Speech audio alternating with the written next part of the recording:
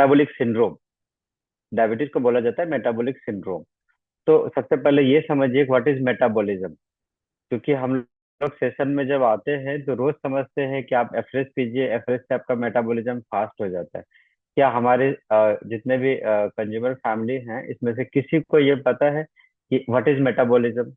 किसी को भी कोई अगर है तो हैंड रेज कर दीजिए, ताकि हमारा ना टू वे कम्युनिकेशन होगा तो हमारी अंडरस्टैंडिंग लेवल थोड़ी सी अच्छी हो जाएगी। किसी को पता है what is metabolism?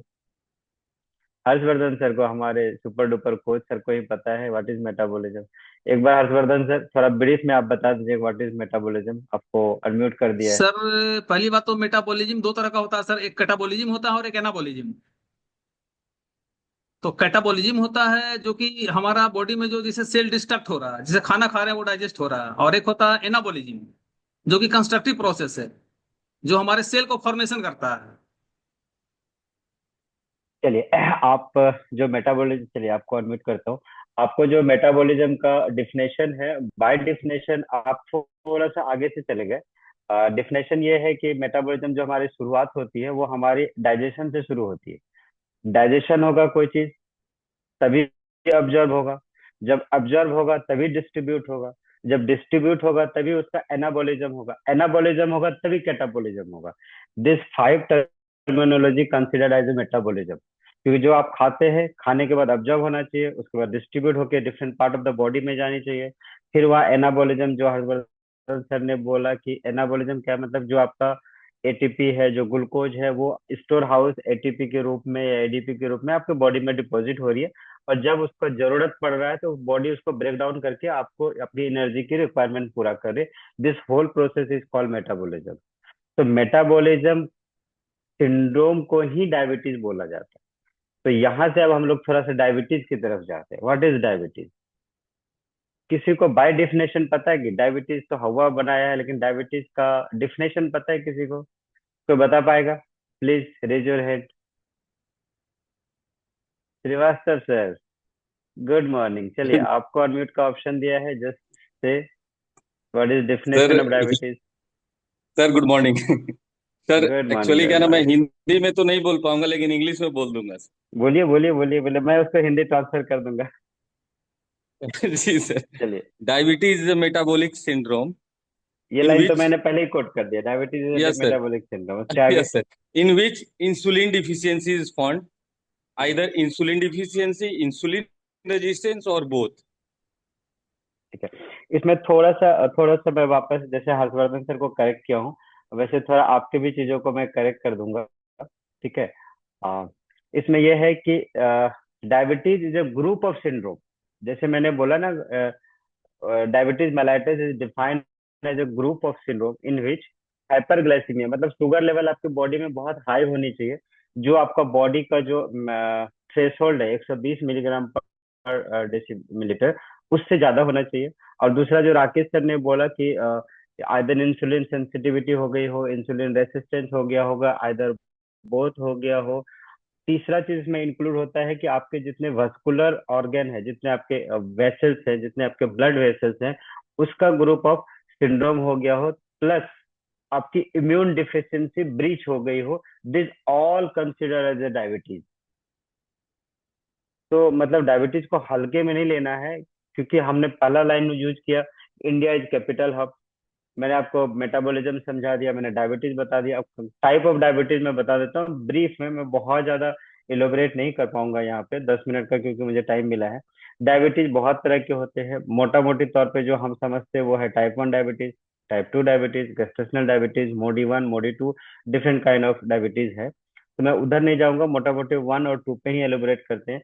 Type 1 diabetes जो है वो 20 साल से कम लोगों को हो जाता है। इससे कारण कुछ भी नहीं पता चला है, लेकिन इतना पता चला है कि आपका जो इम्यून डिफेंस मैकेनिज्म है वो डिस्ट्रक्ट हो जाता है ड्यू टू ऑटो इम्यूनिटी। आपकी अंदर की इम्यूनिटी जो है उसको डिस्ट्रक्ट कर देती है, जिससे आपका बीटा सेल डैमेज हो जाता है, जिससे आपका इंसुलिन रिलीज नहीं हो जाता है।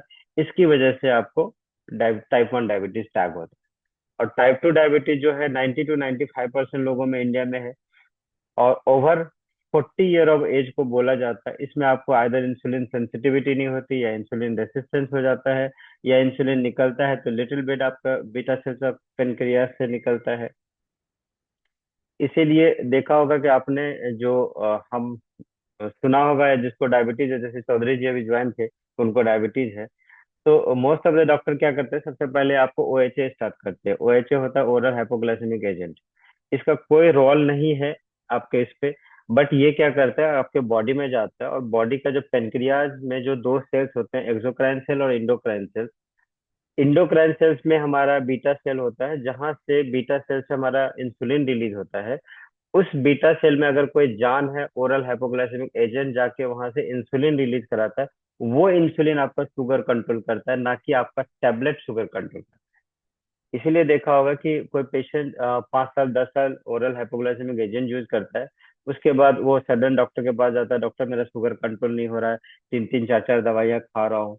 तब डॉक्टर बोलता है कि now it's your time to shift on the insulin, because उसके अंदर का जो इंसुलिन रिजर्व है वो खत्म हो चुका होता है। तो ओरल हाइपोग्लाइसेमिक एजेंट के द्वारा उसका इंसुलिन रिलीज नहीं हो पाता है, तो आपको एक्सोजेनस इंसुलिन आपकी बॉडी में देना पड़ता है। डिफरेंट काइंड ऑफ इंसुलिन आते हैं, short acting, intermediate acting, long acting, according to doctor अपने चॉइस और आपके बॉडी के हिसाब से वो आपको प्रिस्क्राइब करते हैं। तो हम लोग यहाँ दो चीजें, टाइप 1 समझ गया, टाइप 2 समझ गया। गेस्टेशनल डायबिटीज वो होता है जो कि फीमेल्स में होता है ड्यूरिंग द प्रेगनेंसी।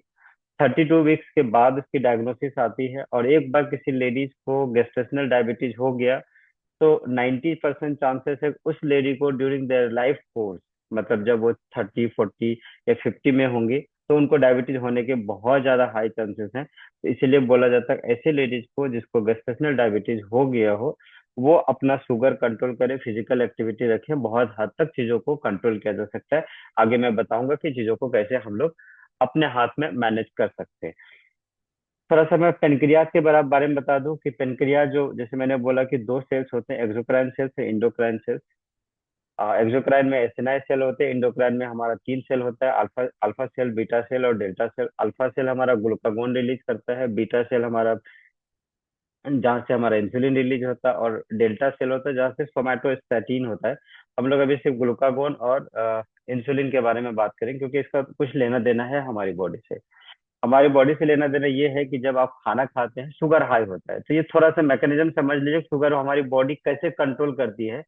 ये समझ जाएंगे ना, तो जो हमारे बड़े लोग बुजुर्ग लोग घर में कहते थे ज्यादा मीठा खाओगे तो शुगर हो जाएगा, तो क्यों हो जाएगा, मुझे लगता है कि मेरे अभी के 2 मिनट के कन्वर्सेशन में आप अपने आप समझ जाएंगे। जैसे हमने कोई मिठाई खाई, हमारे बॉडी का शुगर लेवल हाई हो गया, तो शुगर हाई हो गया तो बॉडी का तो मेटाबॉलिज्म है उसको कंट्रोल करेगा, 120 के नीचे रखेगा। लेकिन आपने जैसे मिठाई खाई वो 300 चला गया, तो बॉडी क्या करेगा, उसको छोड़ेगा नहीं। तो ऐसे में क्या होता है कि बॉडी का जो पेनक्रियाज का बीटा सेल होता है, वहां से इंसुलिन रिलीज होता है। उस इंसुलिन का काम क्या है, दो काम होता है। आइदर वो आपके जितने बॉडी में सेल्स होते हैं उनको बोलेगा भैया बॉडी में क्राइसिस हो गई है, तुम ज्यादा से ज्यादा शुगर अपटेक कर लो, तो सारा सेल उसका बात मानते हुए शुगर अपटेक कर लेता है। बट जितने सेल हैं उसका भी तो एक थ्रेशोल्ड है, एक थ्रेशोल्ड के बाद वो बोलता है भैया हमसे नहीं होगा, तो फिर देखता है इंसुलिन कि भैया इसको कहाँ डिपॉजिट कर सकते हैं। तो ग्लूकोज को वो इंसुलिन ग्लाइकोजन में कन्वर्ट करता है, वो ग्लाइकोजन हमारे लीवर में डिपॉजिट होता है। इसीलिए आपने बहुत लोगों को देखा होगा फैटी लीवर जो होता है, दिस इज काइंड ऑफ आपको डायबिटीज की तरफ भैया वो लेके जा रहा है। तो फैटी लिवर के लिए आप थोड़ा सा सजग हो जाइए। अब फैटी लिवर को भी यहाँ एलोबरेट कर दूंगा कि कैसे आप उसको कंट्रोल कर सकते हैं। तो ग्लूकागॉन जाके लिवर में डिपॉजिट हो गया। अब क्या हो गया कि जैसे ही शुगर लेवल डाउन हो गया, इंसुलिन भैया चला गया कि मेरा काम हो गया, मैंने बॉडी में आपका मेटाबॉलिज्म जो था एकदम बैलेंस कर दिया। अब आते हैं कि जब बॉडी में हम खाना नहीं खाए, जैसे हमारा फास्टिंग हो गया, या 5 घंटा 6 घंटा हम ट्रैवलिंग में हम खाना हमको नहीं मिलता है, तो ऐसी हालत में बॉडी अपने बॉडी के शुगर लेवल को कैसे मेंटेन कर सकती है, ये भी तो समझना जरूरी है। जैसे ओवर अप फास्टिंग होता है तो क्या होता है कि शरीर में शुगर कम होता है।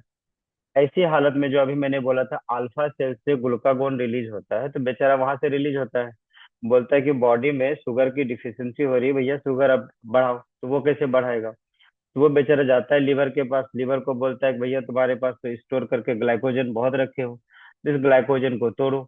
तो ग्लाइकोजन को तोड़ के ग्लूकोज बनाता है, जिसको ग्लाइकोजिनोलाइसिस बोलते हैं। पहला जो हमने ग्लूकोज से ग्लाइकोजन बनाया उसको ग्लाइकोजेनेसिस बोलते हैं।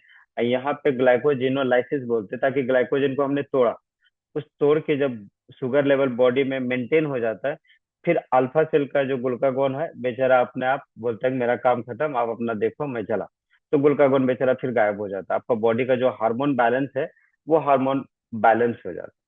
इसीलिए बोला जाता है कि अगर आपको एक बार बॉडी में कोई भी हार्मोनल डिसबैलेंस हो गया, तो वो आपकी बॉडी के लिए अलार्म है, घंटी है, जगिए। इसलिए अपने हार्मोन को बैलेंस कीजिए, चाहे वो थायराइड हो, चाहे पेनक्रियास से हो, चाहे डिफरेंट बॉडी पार्ट्स, जो पिट्यूटरी ग्लैंड है हमारा, पीनियल ग्लैंड है, बहुत सारे इंडोक्राइन ग्लैंड है जहाँ से हमारे हार्मोन्स रिलीज होते हैं। तो हमको इसके लिए sleep cycle, body take care, food का हैबिट्स, बाकी चीजों को हमको देखना होता है ताकि हमारा हार्मोन बैलेंस हो जाए। अब है कि इंसुलिन रिलीज कैसे होता है बॉडी से, एक छोटा सा चीज और बता देता हूँ कि इंसुलिन कैसे रिलीज होता है। जैसे बॉडी में ना तीन चार चैनल्स होते हैं, सोडियम चैनल है, पोटेशियम चैनल है, कैल्शियम चैनल है। जैसे आप खाना खाते हैं, स्टमक में शुगर गया, वो स्टमक, अब जैसे हमने बोला कि पहले ऑब्जर्वेशन होगा, ऑब्जर्वेशन के बाद डिस्ट्रीब्यूशन हो, जैसे ऑब्जर्व होकर ब्लड में शुगर गया, शुगर का लेवल 120 के ऊपर गया, 120 के ऊपर जाते ही जो हमारा मंदन में कुछ रिसेप्टर्स होते हैं, ग्लूट 1 2 3 4, उसमें मैं नहीं जाऊंगा आपको, तो वो सब एक्टिवेट होता है। उसकी वजह से ना पोटेशियम का जो चैनल होता है वो बंद हो जाता है। पोटेशियम चैनल बंद होगा लेकिन कैल्शियम चैनल खुल जाएगा। जैसे कैल्शियम चैनल खुलेगा, सेल के अंदर कैल्शियम ज्यादा जाएगा, तो वहां से फिर इंसुलिन जो होता है ना वो भी इनर्ट स्टेज में पड़ा रहता है, जिसको प्रो इंसुलिन और इंसुलिन का कॉम्बिनेशन बोलते हैं। तो जैसे कैल्शियम की मात्रा सेल के अंदर हाई होती है, तो वो इंसुलिन ब्रेक डाउन होकर बाहर आता है, वो प्रो इंसुलिन जो है हमारा एक्टिव फॉर्म ऑफ इंसुलिन बन जाता है। इंसुलिन क्या है? इंसुलिन इज जस्ट प्रोटीन, इसमें 10 अमीनो एसिड्स होते हैं, और जैसे ही ये ब्रेक डाउन होता है तो 8 एमिनो एसिड्स इसमें रह जाते हैं। तो वो हमारा इंसुलिन हमारी बॉडी पे वर्क करता है, जो कि मैंने आपको बता दिया कि कैसे कैसे इंसुलिन आपकी बॉडी की शुगर को कंट्रोल करता है। अब हम वापस से आते हैं कि रिस्क फैक्टर क्या क्या है डायबिटीज के। डायबिटीज क्यों होता है, किसको हो जाता है? मैं थोड़ा पानी पी लूं। रिस्क फैक्टर सबसे बड़ा आपका ओबेसिटी है। दूसरा रिस्क फैक्टर आपका फैमिली हिस्ट्री है। तीसरा रिस्क फैक्टर है, सुनिएगा, तीसरा रिस्क फैक्टर आपका सेडेंट्री लाइफ स्टाइल है। चौथा रिस्क फैक्टर, अगर किसी बंदे का एचडीएल लेवल बहुत ज्यादा है। एचडीएल लेवल क्या होता है? High density lipoprotein. हमारे बॉडी में जो कोलेस्ट्रॉल होते हैं ना, दो भाग में डिवाइड होते हैं, एक बैड कोलेस्ट्रॉल, एक गुड कोलेस्ट्रॉल। तो एचडीएल जो है गुड कोलेस्ट्रॉल की कैटेगरी में आता है, और बैड कोलेस्ट्रॉल की कैटेगरी में हमारा एलडीएल आ जाता है, ट्राइग्लिसराइड्स आ जाता है, और टीजी आ जाता है। तो जैसे हम एचडीएल कम होगा तो वो एक रिस्क फैक्टर है आपका डायबिटीज के लिए। ट्राइग्लिसराइड जैसे बढ़ेगा वो एक रिस्क फैक्टर है आपका डायबिटीज के लिए। अगर किसी फीमेल्स को पीसीओडी वगैरह है, तो वो भी अपने आप में एक रिस्क फैक्टर है आपको डायबिटीज का। अगर कोई बंदे का बहुत ज्यादा कोलेस्ट्रॉल रहता है, तो जैसे मैंने बताया कि ट्राइग्लिसराइड लेवल हाई होना, एलडीएल लेवल हाई है ना, वो एक रिस्क फैक्टर पहले ही है आपको, कि दिख रहा है कि हाँ मुझे यहाँ से डायबिटीज हो सकता है। This is the alarming position. जैसे अभी चौधरी जी बोल रहे थे मुझे डायबिटीज हो गया, क्योंकि उसको इसीलिए हो गया कि उनको पता नहीं था कि मैं प्री डायबिटिक कब हूँ, प्री डायबिटिक से क्या मैं नॉन डायबिटिक हो सकता हूँ। तो प्री डायबिटिक में उसने अपने आप का केयर किया होता ना, आज वो डायबिटीज में कन्वर्ट नहीं किए होते। तो मेरा इस सेशन का मकसद सिर्फ यही है कि आप सब अवेयर हो जाइए अपनी बॉडी को लेके, जानकारी अपग्रेड कर लीजिए। अगर जानकारी अपग्रेड हो जाएगी ना, तो यहाँ 70 75 लोग हैं, इसमें से अगर 5 लोग भी नॉन डायबिटिक हो गए प्री डायबिटिक से, तो मेरा सेशन वर्थ हो जाएगा। तीसरा पॉइंट है हमारा कि क्या क्या हम कर सकते हैं अपनी चीजों को मेंटेन करने के लिए। ठीक है।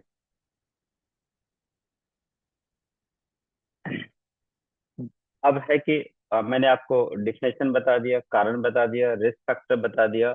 अब हम आते हैं ट्रीटमेंट पार्ट पे। ट्रीटमेंट पार्ट में डायबिटीज को ना 3 कैटेगरी में बांटा गया है। पहला कैटेगरी जो किया गया है वो है डाइट, दूसरे में आता है एक्सरसाइज, तीसरे में आता है मेडिसिन।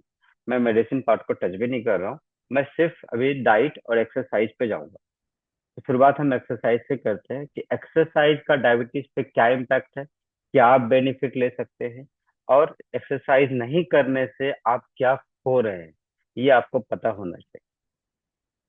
सबसे पहले कि अगर आपको डायबिटीज है और आप एक्सरसाइज करते हैं, उससे आपको सिंपल स्ट्रेट फॉरवर्ड बेनिफिट ये हो जाता है कि आपकी इंसुलिन सेंसिटिविटी जो बॉडी की है वो बढ़ जाती है। जैसे मैंने बताया था कि टाइप 2 डायबिटीज जो है इंसुलिन रेसिस्टेंस की वजह से हो जाता है, और आप अगर एक्सरसाइज करते हैं तो बॉडी का इंसुलिन रेसिस्टेंस घट जाता है और इंसुलिन सेंसिटिविटी बढ़ जाती है। तो आपको डायरेक्ट बेनिफिट है।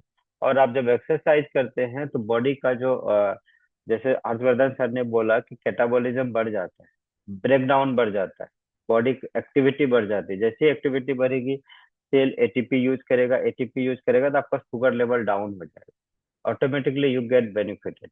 और एक्सरसाइज करने से हम सबको पता है कि अगर सुबह 40 मिनट का एक्सरसाइज कर ले, दिन भर हमारा बढ़िया जाता है, आपकी मसल की स्ट्रेंथिंग अच्छी हो जाती है, आपका पावर अच्छा हो जाता है, and you feel full energy की वजह से, और आपका कोलेस्ट्रॉल कम हो जाता है। ये सब चीजें आपको इसकी वजह से हो जाता है, एक्सरसाइज की वजह से। अब एक्सरसाइज कैसे और कौन कौन से एक्सरसाइज कर सकते हैं? तो एक्सरसाइज में कहा जाता है कि एरोबिक एक्सरसाइज होनी चाहिए, रेसिस्टेंट एक्सरसाइज भी कर सकते हो, और either combination of the both. Resistant exercise वो जो जिम में जाते हैं, पावर ट्रेनिंग करते हैं, वेट लिफ्टिंग है, वो सब आपका रेसिस्टेंट ट्रेनिंग में आता है। और एरोबिक में हमारा जो हम यहाँ एक्सरसाइज करते हैं 40 मिनट का, वो आ जाता है। साइकिलिंग है हमारा, स्विमिंग है, जॉगिंग है, रनिंग है, जंपिंग है, ये सारे चीज आप उसमें एरोबिक में कंसिडर कर सकते हैं। अब एरोबिक में कितना एक्सरसाइज हमको करना चाहिए और कितना नहीं करना चाहिए, ये भी एक सवाल है। कहा जाता है कि अगर किसी को डायबिटीज है, किसी भी मेल अदर फीमेल को, अगर वो 2 घंटा पर वीक भी एक्सरसाइज करते हैं, तो उस आदमी की डेथ हार्ट डिजीज की वजह से नहीं हो जा वो नहीं होगी। ये मैं नहीं कर रहा हूँ, ये रिसर्च कर रहा है एक जर्नल है, अमेरिकन कार्डियोलॉजी ऑफ सोसाइटी का। आप वहां जाके बोलिएगा, अगर किसी को रेफरेंस, मैं जो भी बात कर रहा हूँ ना, मैं जर्नल रेफरेंस की बात कर रहा हूँ, मैं बुक की बात ही नहीं कर रहा हूँ, क्योंकि बुक हम लोग के लिए बहुत पीछे छूट जाता है। मैं जो भी बात कर रहा हूँ सिर्फ जनरल रेफरेंस से बात कर रहा हूँ। और अमेरिकन कार्डियोलॉजी सोसाइटी का कहना है कि कोई भी people tag with the diabetes, if they do exercise 2 hours a week, they never die with the heart disease. और फीमेल के बारे में कहा गया कि female with the diabetes tag with the 4 hours a week, 4 hours a week, she never die with the heart disease. तो female के लिए ये है कि जिसको डायबिटीज है 4 घंटे पर वीक, और डायबिटीज वाले कोई भी पर्सन है वो 2 घंटे पर वीक, इतना करे। और ये कहा गया कि अगर एरोबिक एक्सरसाइज करते हैं तो कितना एक्सरसाइज करने से आपको बेनिफिट हो जाएगा। इसमें ये कहा जाता है कि 150 मिनट पर वीक करना है आपको एरोबिक एक्सरसाइज। और अगर कोई बंदा रनिंग करता है तो उसमें ये टैग है 8.7 माइल्स पर आवर के हिसाब से, अगर वो 25 मिनट का रनिंग करता है और 75 मिनट ए वीक करता है, this is the good enough to prevent them from the diabetes. तो फिर से रिपीट कर देता हूँ, non diabetic person 150 minute per week, चाहे जो जॉगिंग हो, साइकिलिंग हो, एरोबिक हो। लेकिन अगर किसी को रनिंग करने का शौक है तो उसका 8.7, मैं कोट कर रहा हूँ, 8.7 mile per hour, 25 minute a day, और 75 मिनट ए वीक करने से वो डायबिटिक जल्दी नहीं होता है।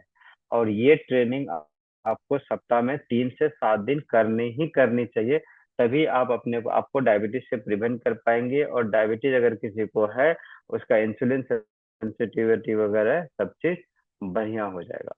अब ये एक सवाल और होता है कि टाइप 1 डायबिटीज में एक्सरसाइज का क्या बेनिफिट है? टाइप 1 में वही बेनिफिट है जो कि हम बाय डेफिनेशन जानते हैं कि टाइप 1 डायबिटीज सबको पता है कि ओरल हाइपोग्लाइसेमिक एजेंट चलता नहीं है, उसको इंसुलिन लेना पड़ता है। और इंसुलिन के साथ साथ और दूसरा कोई ऑप्शन उसकी जिंदगी में है नहीं। हमारे यहाँ एक कंज्यूमर है, उत्सव आनंद, वो मात्र 22 साल का लड़का है, वो टाइप 1 डायबिटीज है। और उसको 1-2 महीने से मैं सेशन पे लेके आया हूँ। वो जीता जागता उदाहरण है कि कैसे टाइप 1 डायबिटीज में इंसुलिन कम हो जाता है विथ डाइट एंड एक्सरसाइज। मैं अभी शायद स्लीप कर गया, मैं किसी दिन उसकी टेस्टमनी या सूरज सर ले ले। उसकी इंसुलिन एम्स से टैग हुई थी, पहले मैंने ही किया था यहाँ एडजस्ट, फिर एम्स से दिल्ली से हुआ है। और वो मेरे लिए रिसर्च सब्जेक्ट है कि उसका इंसुलिन मुझे जीरो करना है। जिस दिन मैं इंसुलिन जीरो कर दूंगा, मैं उस दिन उसको सामने लेके आऊंगा दुनिया का, कि देखिए कि how exercise and the diet affects your type 1 diabetes also. उसका इंसुलिन का रिक्वायरमेंट जब शुरुआत में हुआ था तो 40 यूनिट सुबह लेता था, 40 शाम को लेता था। अब प्लस साथ में लॉन्ग एक्टिंग, जैसे राकेश जी हैं उनको पता है कि लॉन्ग एक्टिंग इंसुलिन क्या होता है, उसका 16 यूनिट से शुरू हुआ था। और आज के डेट में घटते घटते 12-15 यूनिट इंसुलिन पे सिर्फ मिक्सर पे है। और लॉन्ग एक्टिंग उसका इंसुलिन बंद है, मतलब मिक्सर करने का मतलब इंटरमीडिएट, उसमें short acting plus intermediate acting, long acting दोनों मिला होता है। ठीक है। तो वो हो गया पेशेंट की बात। और दूसरा चीज एक और बता देता हूँ, यहाँ जितने भी डायबिटिक पर्सन है उनको ये पता होगा what is HbA1c level. HbA1c level एक डायग्नोस्टिक क्राइटेरिया है डायबिटीज के लिए। मैं डायग्नोस्टिक क्राइटेरिया को टच भी नहीं किया हूँ। तो HbA1c कहा जाता है कि डिफरेंट लैब का डिफरेंट पैरामीटर होना चाहिए। कोई बोलता है कि नॉन डायबिटिक 6.5 है, या कोई 6 भी बोलता है, कोई 7 भी बोलता है। तो जिसको अगर डायबिटीज है, जो ओरल हाइपोग्लाइसेमिक एजेंट पे ऑलरेडी है, अगर किसी का HbA1c लेवल 8 है, 9 है, 8.5 है, तो कहता है कि जो एक्सरसाइज का मैंने टाइम ड्यूरेशन मैंने यहाँ कोट किया, अगर वो एक्सरसाइज आप लगातार करते हैं तो आपका 0.7% HbA1c रिड्यूस हो सकता है। अब ये मान के चलिए, अगर किसी बंदे का HbA1c 7.2 है और उस लैब का पैरामीटर ये कहता है कि नॉन डायबिटिक होने के लिए 6.5 चाहिए, 7.2 लैब से रिपोर्ट आया है और लैब का पैरामीटर कहता है 6.5 नॉर्मल है। अगर उस बंदे को हम लोग डाइट मॉडिफिकेशन प्लस एक्सरसाइज की तरफ लेके जाते हैं, तो सोचिए जो डाटा कहता है 0.7, 7.2 में अगर 0.7 घटा देंगे तो उस बंदे का 6.5 हो जाएगा। इसका मतलब हम नॉ प्री डायबिटिक और अर्ली डायबिटिक को नॉन डायबिटिक में कन्वर्ट कर सकते हैं, बशर्ते उसके लिए हम लोग को अवेयर होना होगा, जागरूक होना होगा, लोगों तक मैसेज पहुंचाना होगा। इंडिया को कैपिटल हब ऑफ डायबिटीज से नॉन कैपिटल बनाने की जिम्मेदारी हम सबकी है। हम सब लोग को भी उठाना होगा। प्लस बाकी डाइट का तो रोल है ही है। एक्सरसाइज मैंने बता दिया, डाइट का रोल के लिए सूरज सर तो सबके लिए है ही, मुझे भी देते हैं डाइट, मैं भी उनके डाइट को फॉलो करता हूँ। अब मोर इम्पोर्टेंट, जो आप यहाँ पे शेक वगैरह यूज करते हैं, शेक में तो इतना न्यूट्रिएंट्स हैं, इतना इंग्रेडिएंट हैं कि हमारे एक रिश्तेदार हैं, उनको दिया था अमर जी ने ही शेक। और वो डायबिटीज के लिए मेडिसिन ले रहे थे, और वो बेचारे इतने हाइपोग्लाइसेमिक हो गए कि हमारे हॉस्पिटल में उनको भर्ती करना पड़ गया। और ये 1 महीने पहले का वाकया है, और अभी उनका शुगर लेवल एकदम नॉर्मल है और बिना मेडिसिन के ही है। तो अमर जी ने उसको 2 दिन सेक दिया, 2 दिन में उसका शुगर लेवल खत्म हो गया, और बिना शुगर की मेडिसिन के पिछले 1-1.5 महीने से है। तो अमर जी को धन्यवाद। लेकिन उस समय सबकी फटी पड़ी थी कि रात को 2 बजे अचानक से शुगर लेवल 30 चला गया था। तो मुझे भी टेंशन हुआ था, but some how I will manage all this thing. तो सेक में क्या है, मैंने बताया था लास्ट टाइम, एक बार कवर हुआ था कि इस सेक में क्या है कि आपका इसबगोल हस्क है। इसबगोल हस्क क्या होता है, एक तरह से फाइबर है। जो फाइबर, अगर हम खाना खाते हैं, सपोज हमने मिठाई ले लिया, लेकिन वो इसबगोल हस्क अगर हमने लिया हुआ है, तो इसबगोल हस्क क्या होता है, वो शुगर को ऑब्जर्व करता है और उस शुगर को वो ब्लड लेवल पे जाने नहीं देता है। ब्लड लेवल पे जब तक नहीं जाएगा तो ग्लूकोज सर्ज होगा नहीं, तो हमारा इंसुलिन रिलीज नहीं होगा। इसी वजह से ये अस्टेक जो है हमारा, हम सबको बेनिफिट देता है। और दूसरा, एक दो प्रोडक्ट और आते हैं इसमें, अगर किसी को डायबिटीज वाले पर्सन को यूज करना है तो मैं थोड़ा सा टैग कर देता हूँ। एक होता है फाइबर, कॉमन चीज है फाइबर। किसी भी आप डॉक्टर के पास अगर डायबिटिक पर्सन है चला जाता है, तो बोलता है उसको कि भैया आप खाने से पहले सलाद दबा के खाइए। What does it mean by salad? Salad में आपका प्रचुर मात्रा में फाइबर है। वो फाइबर अगर खाना खाने के आधे घंटे के पहले आप लेते हैं, तो वो फाइबर की वजह से जो आप खाना खाते हैं, सपोज किसी को चावल की क्रेविंग हो गई, चावल ले ली, चावल से सबको पता है कि थोड़ा सा ग्लूकोज बढ़ेगा, तो वो फाइबर आपका उस ग्लूकोज को ऑब्जर्व होने से रोकता है, क्योंकि फाइबर जो परत बनाता है और जो शुगर है वो खुद ब खुद अब फाइबर ऑब्जर्व कर लेता है वाटर रिटेंशन की वजह से। इसकी वजह से आपका शुगर लेवल सर्ज नहीं होता। तो यहाँ एक एक्टिवेटेड फाइबर होता है, वो फाइबर ले लेने से आपको भी ग्लूकोज में मदद मिलेगी। कैसे, तो वो मैकेनिज्म मैंने समझा दिया है। और फाइबर लेने का दो तीन तरीका है। आप शेक में भी मिक्स करके ले सकते हैं, अपने अगर किसी को जूस लेने की आदत है तो जूस में भी मिक्स करके ले सकते हैं, या नहीं तो पानी में लेना है तो आप पानी में भी ले सकते हैं, क्योंकि एक इसको फाइबर लेने से 5 ग्राम आपको उसमें फाइबर मिल जाता है, आइदर सोल्यूबल फाइबर और नॉन सोल्यूबल इनसोल्यूबल फाइबर। ठीक है, उसमें दोनों फाइबर होते हैं। तो मोर इम्पोर्टेंट हमारा इनसोल्यूबल फाइबर जो उसमें ज्यादा होता है, उसकी वजह से हमारा डायबिटीज पे बहुत ज्यादा इम्पैक्ट पड़ता है। तो जो भी डायबिटीज लोग हैं वो फाइबर लेना शुरू करें। अगर उसका शुगर कंट्रोल हुआ है तो फाइबर की वजह से और उसको इम्पैक्ट फील होगा अपने शुगर की वजह से। ठीक है, थैंक यू सो मच, आप सबने पेशेंसफुली मुझे सुना। अगर किसी को डायबिटीज से रिलेटेड कोई क्वेश्चन है तो वो रेज कर सकते हैं, मैं उसका जवाब यहाँ पे दे दूंगा। Rest back to